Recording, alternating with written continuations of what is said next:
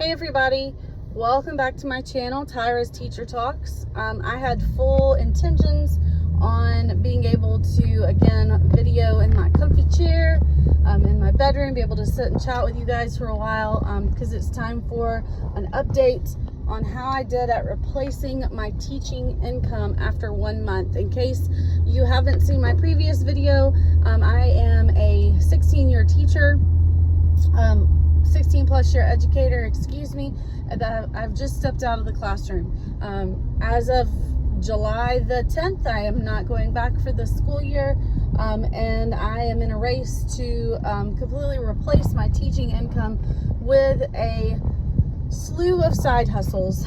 And so my first month, I did make some money on my side hustles. Was it as much as I had hoped for? No, but it is probably about what is to be expected. So I'm going to start off with my highest paying one, which is eBay. eBay came in and covered 5% of my teacher's salary. I was a little disappointed that it was the biggest seller and it was only 5%, but it is June. And so it's a slow month typically in the eBay world. I primarily sell used books, so that's not, unless you do major volume, that's not going to be a huge seller anyway. That is the only side hustle though that I had started really in advance.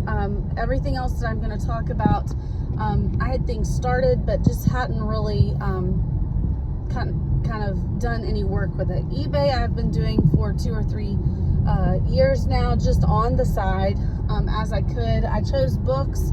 A lot of people don't do that, but that's what I know. And so my kind of heart is to go and look for these children's book sets, price them at a price that teachers can reasonably pay for, or homeschool parents, things like that. And so it gives me just a little bit of extra cash here and there. And it's, going out and thrifting is something that I enjoy doing. So 5%. The only other side hustle that I have that brought me a percentage point was Amazon KDP.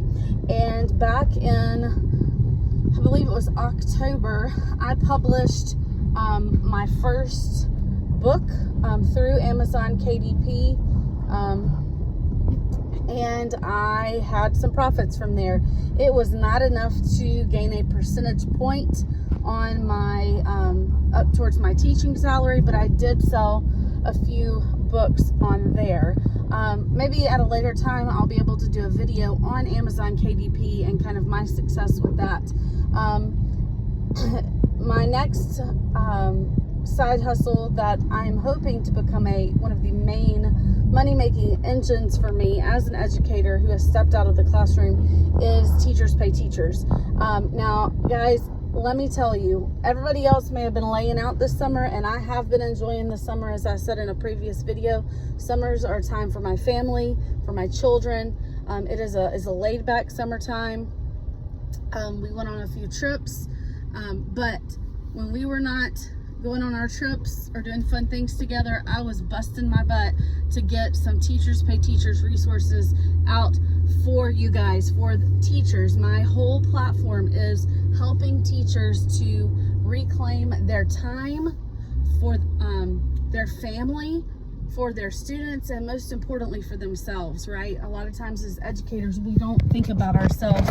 But so all of these side hustles that I've come up with, my goal is that it all fits around that framework. And so I've really, really, really enjoyed making these Teachers Pay Teachers resources. I thought I was going to go the entire month of June without making any sales. I was very disappointed. But what teacher is actually going and buying things in the month of June, right? That's where we typically give our pocketbooks a little bit of a rest. But thank you to the one person that on June 30th purchased one of my cursive read, write, and draw products that I will be talking about in another video. They're so cool. Your students would love them if you're one of those teachers that has to teach cursive. So I did sell a product on Teachers Pay Teachers, but it was less than 1% of my overall teacher salary. So it can't really come up with a percentage point. So for the month of June, I made 5.4% of my teacher salary. Am I bummed? A little bit. Am I surprised? No. I already, Teachers Pay Teachers and eBay are already on the track to do as well, if not better, in July. So I am hopeful for that. My other side hustles that I am doing are going to be, I also have a book that is going through the publishing process with an actual publisher. So more information will be going out about that as it gets further along in the publishing process. It's currently been through editing and it is in page design. So I'm hoping to be able to give you guys some information about that later. So let's see, what else do I do? The only other one that I haven't talked about yet, and it is one that I think, at least during the school year, will pull the majority of my teacher salary, which is why I'm not completely just devastated that June was a 5.4% month, is subbing. I am so excited to get to substitute in the district where my children go to school. I think it'll be so exciting to go into other classrooms and see what other teachers what systems they have set up, what other things are going on. And I'm really excited about it. Likewise though, I have had a lot of just grief that was really unexpected at the thought of not going into the classroom. I went into Hobby Lobby with my mom and my daughter the other night, and we were just looking for a fun craft project that we could do together, and I saw the teacher aisle. And Hobby Lobby, guys, Hobby Lobby has some cute stuff out now. You need to go get it before it's gone. But I just all of a sudden felt this horrible grief. School supplies are not why I teach, right? That's not the thing that makes me the happiest. But knowing that I'm not going to be going in to classrooms in a full-time teacher capacity, in an instructional coach capacity, in an administrative capacity, this makes me sad. I mean, it does. I am confident that this is the path that the Lord has laid out for my career for this year. I think I've told you guys before, I'm not opposed to going back into the classroom. My leaving the classroom was not out of anger. I was actually it was forced upon me in many ways. I'm still not at the point that I'm comfortable talking about that to the whole world, but so I have applied for a few positions at very specific schools that I think would be able to where I could thrive and they could obviously benefit from having me as a teacher, but where I could thrive on the platform that I am withholding or standing on right now, which is helping teachers to reclaim their time for their family, for their students, and for themselves. And right now, there are certain schools that have postings in my area, but the drive would just be too long. It would take me away from my children too long than what I'm prepared for in order to do a good job at that. So I know that I've kind of blabbed on, and I'm sorry. I've got glasses on, no makeup. I was actually going to get pizza for dinner.